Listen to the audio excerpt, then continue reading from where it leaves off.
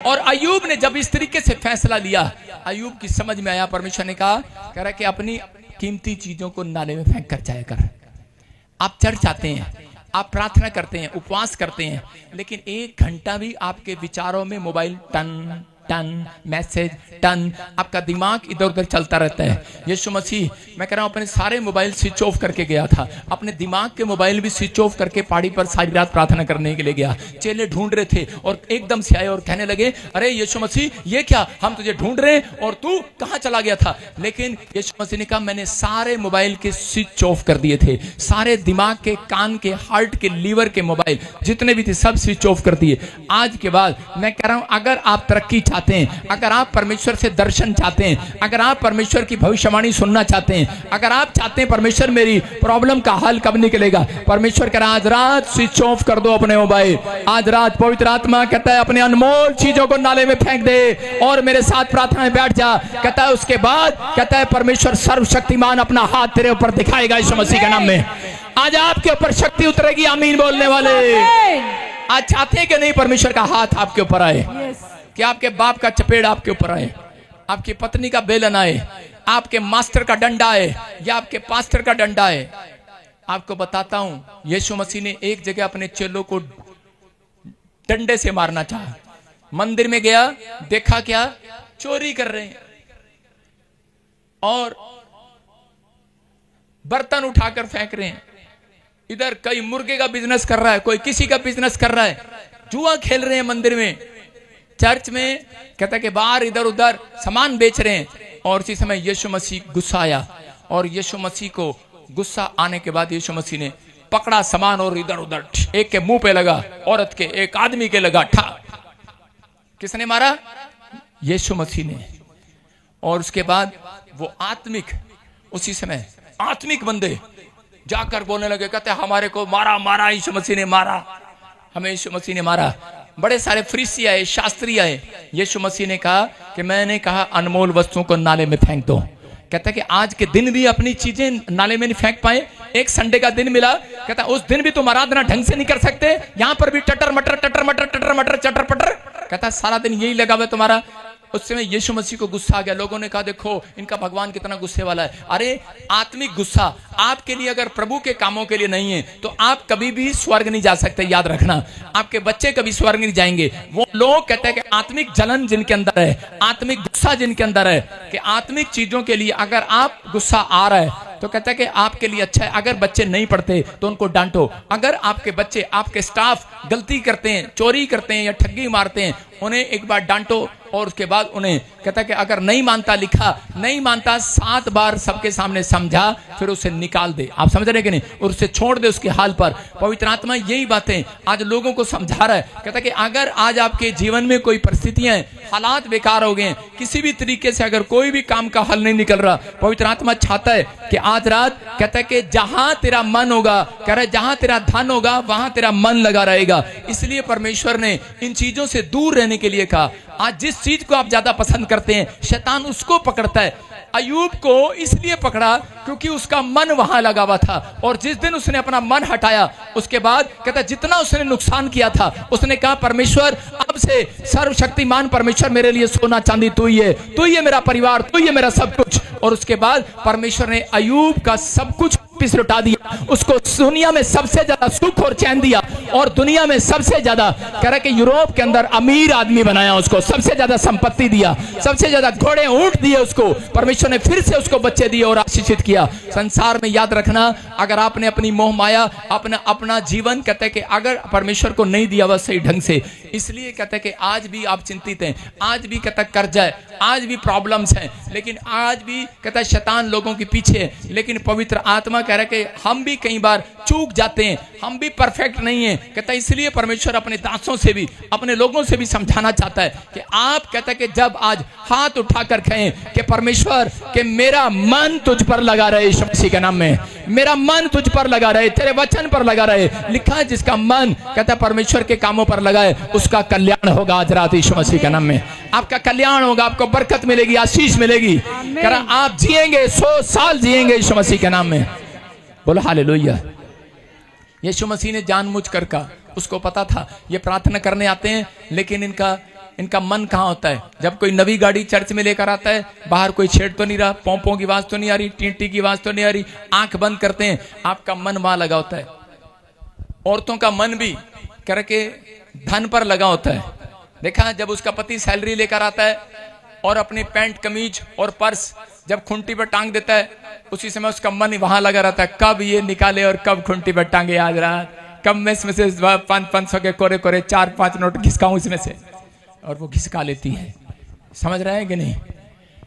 झूठ ना बोलो, बहुत सारी औरतें बैठी हैं यहां पर ऐसी। हाँ या ना? कह रहे कि बहुत सारे लोगों का मन इसी में रहता है, पति कब आए। जब हम छोटे थे, बच्चे थे, बहुत सारे बच्चे भी ऐसे ही करते हैं।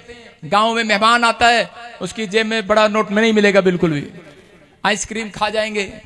बहुत सारी चोरियां की हुई हैं बच्चों ने, किए कि नहीं? इसका मतलब परमेश्वर का आत्मा करे, कह रहा बड़ा कुछ पाने से पहले, परमेश्वर से कुछ लेने से पहले, कहता है अपने चरित्र को नाले में फेंक कर आओ, अपने गंदे स्वभाव को नाले में फेंक कर आओ, अपनी गंदी सोच को नाले में फेंक कर आओ। जिसने नाले में फेंक दिया है, मैं कह रहा हूं स्वर्ग से उसे मिलने वाला यीशु मसीह के नाम में। कितने आज फेंकने वाले? आज हाथ उठाओ, आज कितने फेंकने वाले आज? ठीक है, जिसके पास पर्स है सारे नाले में फेंक कर आओ आज। बोलो हालेलुया। हमने पास में खड्डा खुदवाया हुआ है। पहले की कलीसिया, जब पहली कलीसिया बनाई गई नए नियम के अंदर, तो उसमें से कहता है कि जो चर्च में पहले लोग आए थे वो सब अपने घर बेचकर चर्च में आए थे, अपनी प्रॉपर्टी बेचकर आए थे। और आज की कलीसिया, पादरी साहब हमारा बस चले तो 5,000 दे दो, घर आप ही बनवा दो। आज की कलीसिया चर्च में से पैसे लेने आती है। आज की कलीसिया कहती है घर बनाओ परमेश्वर, घर बनाओ।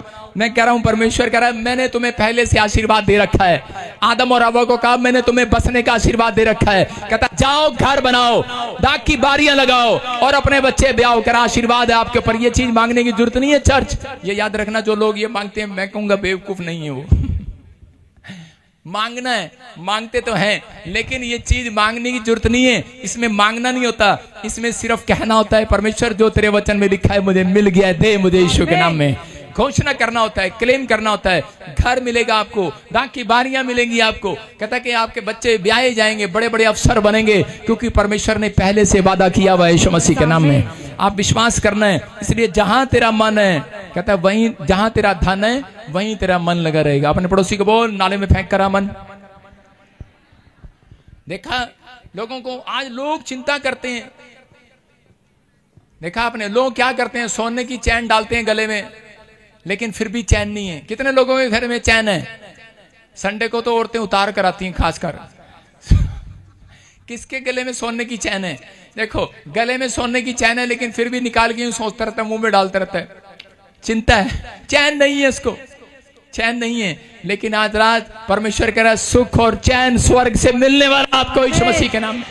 बेशक हो सकता है कहता आपकी नींद चुरा ली हो, कहता आपको प्रॉब्लम हो, लेकिन नीति वचन 10:22 में लिखा धन यहोवा की आशीष से मिलता है और वह उसमें दुख नहीं मिलाता।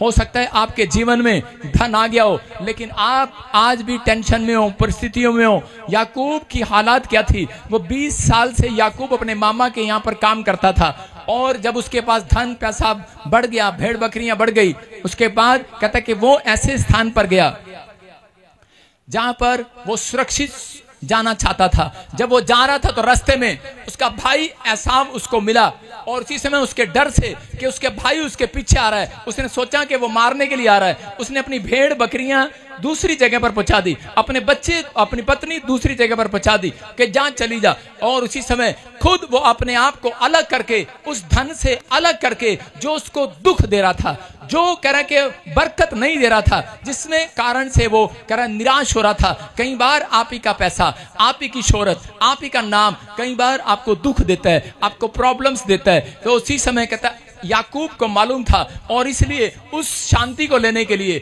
उस दुख से हटने के लिए, कहता कि उसका भाई उसके पीछे था। वो एक रात प्रार्थना करने के लिए गया, और उसी समय जब उसने प्रार्थना किया तब एक स्वर्गदूत उसके पास आया, और स्वर्गदूत ने उसको आशीर्वाद दिया। तो इस समय देखो स्वर्गदूत से क्या मांग रहा है याकूब? कह रहा है धन सोना चांदी तो उसके पास है, लेकिन अब वो परमेश्वर से शांति मांग रहा है। मैं कह रहा हूं कि आज रात कहता है कि जो लोग धन सोना मांग रहे हैं, कहता मांगने की जरूरत नहीं है। आज रात हाथ उठाओ और परमेश्वर को परमेश्वर अपनी शांति को दे दे, अपने सुख और चैन को दे दे।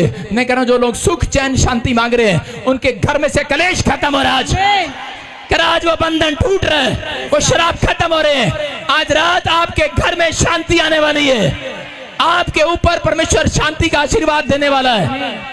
वो आशीष आपके ऊपर टकराने वाली है यीशु मसीह के नाम में। सब कुछ होने के बाद भी याकूब को शांति की जरूरत क्यों पड़ी? इसका मतलब आपके पास हो सकता है सब कुछ है लेकिन आपके पास शांति नहीं है। पवित्र आत्मा चाहता है कि एक रात कहता है आप जाएं और परमेश्वर के साथ मिडनाइट प्रेयर करें। आप जाएं और महीने में एक दिन ऐसा निश्चित करें जिसमें परमेश्वर आपको शांति दे, जिसमें आपको पवित्र आत्मा वो सुख और चैन दे। अगर आप सुख चैन चाहते हैं तो परमेश्वर चाहता है कि आप अपने आप को अलग करके परिवार से एक रात अपनी प्रार्थना अलग भी करें।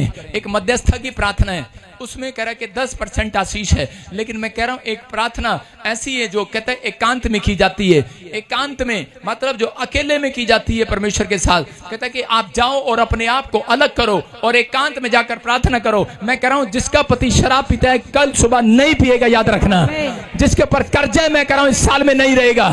जाओ एकांत में जाओ, परमेश्वर के पास प्रार्थना करो मिडनाइट पूरी रात। कहता है यीशु मसीह प्रार्थना में गया और कह रहा है एक बड़ी कंपनी तैयार किया। याद रखना, कह रहा है कि जाओ मिडनाइट प्रेयर करो जिसके पास बिजनेस नहीं, काम नहीं है। मैं कह रहा हूं पूरी रात प्रार्थना करो, एक बड़ी कंपनी आपकी खुल रही है यीशु मसीह के नाम में। एक बड़ा शोरूम आपके हाथ लगेगा, एक बड़ी बरकत आपके हाथ लगेगी, एक बड़ी जीत आप रात आपके हाथ लगेगी।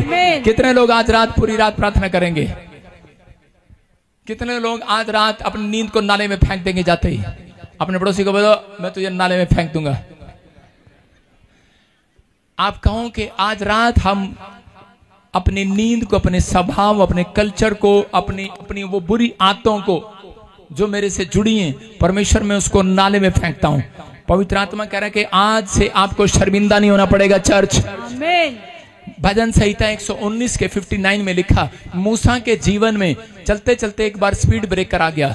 मूसा राजमहल में रहता था। हो सकता है आप एक बड़े घर में रहते हो, बड़ी जगह पर रहते हो, फॉरेन में रहते हो, लेकिन कई बार हम हंसते खेलते परिवार में कई बार मुसीबतें आ जाती हैं, लेकिन आप डरे नहीं। वो मुसीबतें आपको गिराने के लिए नहीं आई, आपके चाल चरण को कहता और आपको नंबर 1 करने के लिए आई है। आपको नंबर 1 आपको उठाने के लिए आई है, आपको कह रहा प्रमोशन देने के लिए आई है। यहाँ पर मूसा के जीवन में जब ऐसी प्रॉब्लम आई, उस समय उसके पास धन था, सहूलत थी, पैसा था, लेकिन रात को उसको नींद नहीं आती थी। वो रोज खिड़की में से निकलकर बाहर देखता था कि परमेश्वर मुझे रात को नींद क्यों नहीं आती। उसी समय परमेश्वर का दर्शन उसको मिला और उसको कहा जा मेरे इजराइलियों को छोड़ा। आज भी बहुत सारे लोग इसलिए बेचैन हैं, आज भी कर्जा क्यों नहीं उतर रहा। आज भी बहुत सारे लोगों का कहता मूसा को पता लग गया मैं बेचैन क्यों। क्या आप जानना चाहते हैं आज भी बेचैन क्यों हैं आप? बोलो हालेलुया। क्या जानना चाहते हैं बेचैन क्यों हैं आप? जब आप रात को सोते हैं कई बार नींद नहीं आती, बेचैन होते हैं आप।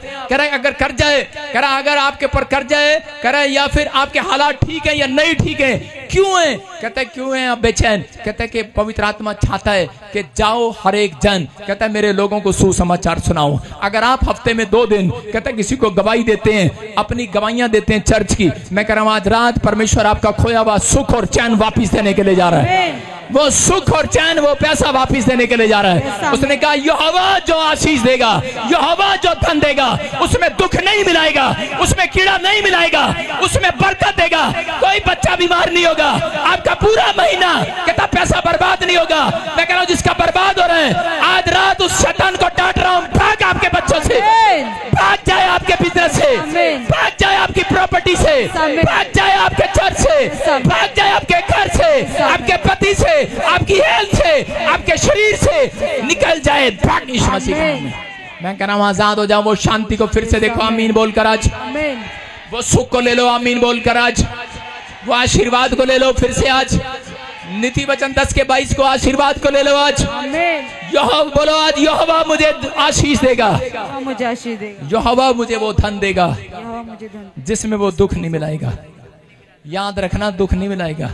सबको जय मसीह की। मैं जतिन बब्बर और आप देख रहे हैं मसीह परिवार चैनल। जैसे कि आप सब जानते हैं कि मैं इस चैनल पे प्रभु के अलग अलग दासों की वीडियोस डालता हूं, तो अगर आपको हमारा चैनल अच्छा लगता है तो आप इस चैनल को ज़्यादा से ज़्यादा सब्सक्राइब जरूर करें ताकि आप प्रभु के वचन को सुन सके। वीडियोस को ज़्यादा से ज़्यादा शेयर करें ताकि जिन लोगों तक वचन नहीं पहुंचा उन तक भी वचन पहुंच सके।